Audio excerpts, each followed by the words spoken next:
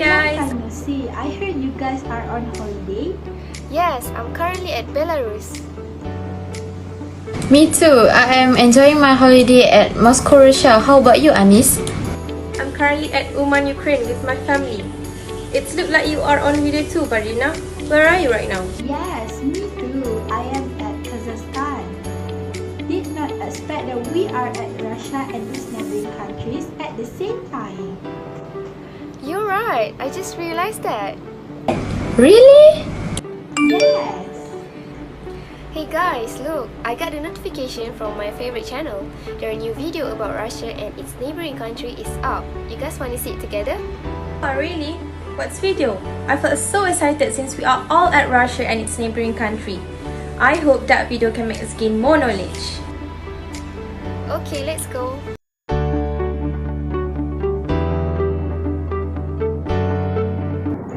Hi, Assalamualaikum. Now I will explain you more about Russia and neighboring countries. So this is the map of Russia and neighboring countries. Russia is the biggest country in the world with approximately 145 million population. Russia population is equivalent to 1.86% of world population. In this chapter, we are not only discussing about Russia, but also other 11 countries surrounding Russia.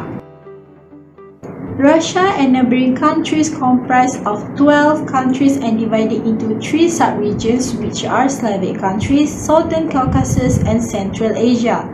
For your information, they are the largest region in the world in terms of land area. The countries form Union Soviet Socialist Republics (USSR) or called as Soviet Union. The purpose of Soviet Union established is to achieving communism included the development of socialism in one country and peaceful coexistence with capitalist countries while promote the goals of communism. Soviet Union disintegrated in 1991, but today's countries that comprise the region continue to share a common political and economic legacy of the Soviet system. Next, I will explain about the climate in each sub-regions. First, Slavic countries. Slavic countries are dominants of the continental climate. Continental climate is climate that often have a significant annual variation in temperature. Most areas of the country in European Russia experience a humid continental climate typified by 4 distinct seasons and large seasonal temperature difference. While in northern Russia, there are experienced a subarctic climate, which usually very cold winters and cool summer. The biggest factor of why northern Russia have subarctic climate is because northern Russia is located nearby Arctic Ocean, where the lowest temperature recorded is -69 Celsius. In contrast, Ukraine experienced January as the coldest month, which daytime temperature usually hits 0 Celsius. In summer, daytime temperature can reach 25 until 30 Celsius but sometimes quite higher, 35 Celsius or more. Okay, let's go to second sub-region, which is Southern Caucasus. Georgia is a humid subtropical climate with most of the state having short mild winters and long hot summers. Georgia divided into separate climatic regions, with the mountain region to the northwest being cooler than the rest of the state. Winter in Georgia is characterized by mild temperatures and little snowfall around the state, with the potential for snow and ice increasing in the northern parts of the state. In Armenia, the climate is continental with cold winters and hot summers. As a mountainous country, the climate are depend on the absolute height of the land. Winter is short and quiet cold with plenty of snow. Autumn and mid-spring are the best seasons to visit Armenia. Springs are short while falls are long. For Central Asia, in most areas the climate is also dry and continental with hot summers and cool winters with occasional snowfall. Between July and September is the temperature are extremely low, which the temperature can reach -50 Celsius and rise in autumn between October and November. In summer, the temperature can reach 40 Celsius, which is very dry and hot. However, both temperature and rainfall vary with altitude and exposure as they are mountainous country. Next is the environmental problem. The first one is oil pollution. Frequent oil pipelines, breaks, leakage and spill. A station in Sayano-Sushikaya collapsed in Siberia in 2009, which created 80 miles long of oil slick along Yenisei River. Sumgait, the north of Baku in Azerbaijan, is the most polluted place in the world. It used to be main suppliers of petrochemical for the Soviet. The second problem is nuclear pollution. The 1986 Chernobyl nuclear reactor explosion affected around north of Kiev immediately, but the fallout was worse in north of Belarus. Chernobyl is now an international tourist venue. Kishtim incident in 1957 in the Ural exposed harmful nuclear radiation to almost 500,000 people. Aral Sea contraction. Snow on the mountains in Central Asia melts in the spring, providing waters to the rivers of Amudarya and Sirdarya that flows into Aral Sea. Soviet Union adopted a program to use the water on irrigated cotton farms inside and outside the main river basin, which extracted the water so much, which caused the river stop flowing into the Aral Sea. The sea is now less than half of its original size. The last problem is threatened fisheries. The Black Sea is surrounded by 5 countries that practice industry before environment, which include Russia, Georgia, Turkey, Bulgaria and Romania. Fish stock, plants and animal life in the Black Sea was killed due to toxic waste, ship ballast water, and nutrients from fertilized fields. Next is the history and culture. The Stan countries are a group of 7 nations located in Central Asia whose name in English end with the suffix Stan. The word Stan originates from the Persian language and means country of or land of.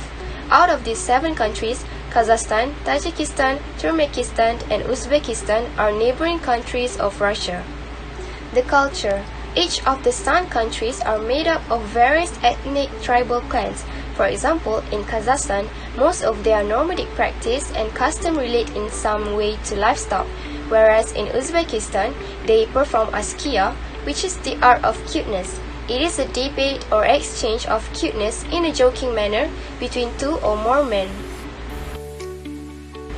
Armenia was introduced to the world as part of the Roman Empire and became the first Christian country, adopting Christianity as the official state religion.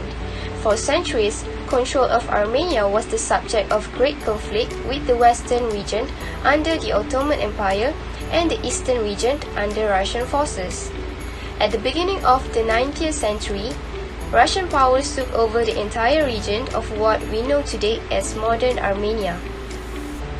Armenian culture is as varied and dynamic as their terrain. Classical music is very popular and Armenian musicians are highly accomplished. Aside from that, examples of Armenian architecture can be seen all over the country in myriad of religious buildings. The design and detail of Armenian cathedrals and monasteries also provide an indication of the evolution of the design. Azerbaijan's name literally means guardian of fire, which was derived from the Persian Azar, meaning fire, and Baijan, protector or guardian. The country was colonized by the Russian Empire for 80 years until the Azerbaijan Democratic Republic was established in 1918. The Soviets invaded the nation in 1920 and Azerbaijan remained under its rule until 1991, when the Soviet Union finally collapsed.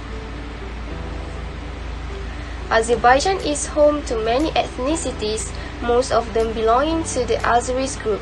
Azerbaijanis are well-mannered and reserved people who treat their elders and women with utmost respect.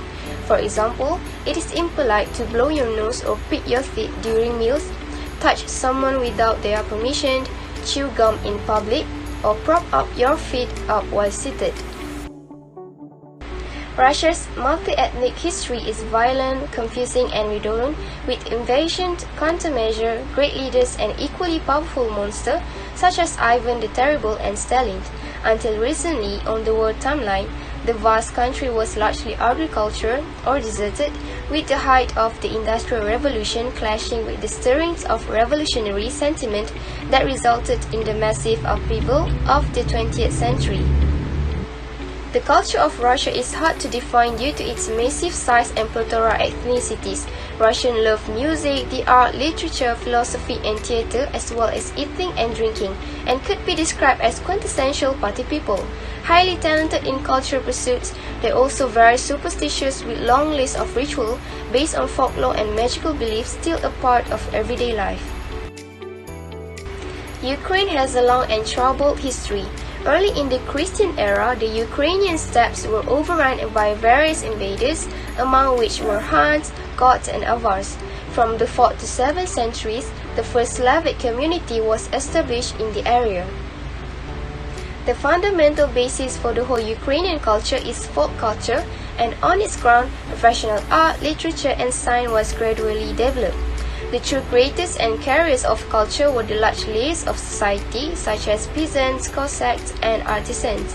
A great place was occupied by folklore, folk traditions, which added to Ukrainian culture a special charm and coloring. Belarus was part of medieval polity Kievan, along with parts of modern-day Ukraine, Russia, and other Slav nations. It wasn't until that the area came under Russian rule, by which time policies and trade were dominated by Poles and Jews, and the native Belarusians had become mere serfs. The large Jewish population continued to increase during the 19th century due to forced resettlements by the Russian Empire. Modern-day Belarus began to form a unique cultural identity independent from neighboring Ukraine and Russia. It went on to evolve into a rich and diverse heritage which has produced some great arts, literature and architecture. As with the rest of the Balkan region, Moldova has a history that stretches back to the original Neolithic settlers of the vast area between Ukraine's Dniester River and beyond Romania's Carpathian Mountains. Moldova's rich culture goes back to Roman times, with the ancient overlay colored by Byzantine, Magyar, Serbian, Ottoman, Russian and Soviet influences. From the 19th century onwards, European and French elements were added, forming a very lively and resilient lifestyle expressed in traditions, festivals, the arts, music, dance and literature. Elements of folk culture such as wood carving and embroidery are shared with other Balkan countries. Next, let's move to the type of government of Russia and its neighbouring countries. Russia is characterized as a federal republic, semi-presidential system, and constitutional republic. This constitution supposedly protects people's fundamental human rights such as freedom of expression and freedom of association. The second country, which is Azerbaijan, is a republic, unitary state, presidential system, semi-presidential system, and constitutional republic. Azerbaijan is a semi-presidential republic where the president is the head of state and the prime minister is the head of government. The third country, Tajikistan, is a unitary state, presidential system, and semi-presidential system. The politics of Tajikistan take place in the framework of a presidential republic whereby the president is both head of state and head of government. The next country have the same type of government, which is republic, unitary state and presidential system. The country that use this type of government is Uzbekistan and Kazakhstan. The major roles of the government include ensuring progressive economic, social, and cultural growth and implementation of the laws and policies of the Supreme Assembly. Then the sixth country is Turkmenistan, which is a republic, unitary state, presidential system and authoritarianism. The politics of Turkmenistan take place in the framework of a presidential republic, whereby the president of Turkmenistan is both head of state and head of government. The country is frequently described as a totalitarian state. Next, Armenia sees as a republic, presidential system, semi-presidential system, parliamentary system and representative democracy. The parliamentary majority nominates the prime minister subject to approval by the president and after consultations with parliamentary factions. For Ukraine, it is a republic, unitary state, semi-presidential system and constitutional republic. Ukraine is a unitary republic, not a federal state. The country is divided administratively into a number of provinces called oblasti. Two cities, Kiev and Sevastopol, carry the same status and oblast. Moldova is a republic, unitary state, parliamentary system and parliamentary republic. The President of Moldova has no important powers. The government exercises executive power while the legislative power is vested in the parliament. The last country, which is Belarus, has the least type of government, which is republic and presidential system. The head of the government is the President of Belarus, who manages the main agenda of the government and direct the minister. Now, I will share with you the current issue that happened. The spring war scare between Russia and Ukraine, the massing of troops and hardware by Russia along its border with Ukraine in April 2021 brought back memories of Russia's incursion into Ukraine in 2014-2015 and raised fears of another round of Russian aggression against its neighbour. Although the worst-case scenario did not materialize, these events require close attention and in-depth research because they could happen again should Russian leadership assess that their national security interests are at stake once more. Next, conflict over Nagorno-Karabakh. A year after intense fighting between Armenia and Azerbaijan over Nagorno-Karabakh, the territory is still so heavily laced with mine and exploded weaponry that it could take more than 10 years to be fully cleared. Hello Trust, a humanitarian group that helps countries recover after conflict, is working alongside other groups to clear areas under ethnic Armenian control, while Azerbaijan's operation is being carried out by the government-run Azerbaijan National Agency for Mine Action. Kazakhstan still has a protest problem. In what's becoming a regular ritual, the Kazakh state still has a final say in who is allowed to engage in public demonstrations. On October 21, their president warning people against participating in illegal public gatherings. At a parliamentary session, he also criticized mothers who joined protests. Next issue, which is on October 24, Uzbekistan will hold a carefully choreographed presidential election. Almost 2 years into a pandemic and in the aftermath of the chaotic withdrawal from neighbouring Afghanistan, this election is occurring at a critical time in the country's socio-economic, political and foreign policy trajectory. Furthermore, next issue that related to the COVID-19 pandemic has severely impacted the socio-economic well-being of the population in Tajikistan, especially those dependent on remittances. During 2021, the economy has been rebounding from the slowdown in 2020. The economy remains highly vulnerable to changes in remittances that support the population consumptions and finance huge import bills. Poverty issues still arise in Turkmenistan. However, Turkmenistan government denies the existence of poverty in the country and failed to ensure an adequate standard of living and the right to food for economically vulnerable groups. Shortage of subsidized food, the rise of market prices and drastic reduction in the amount of remittances from abroad forced people to stand in lines for hours hoping to purchase minimal amounts of staple foods. Last but not least, Gazprom cut supplies to Moldova, which is one of the purest countries in Europe and one that is completely dependent on Russian gas.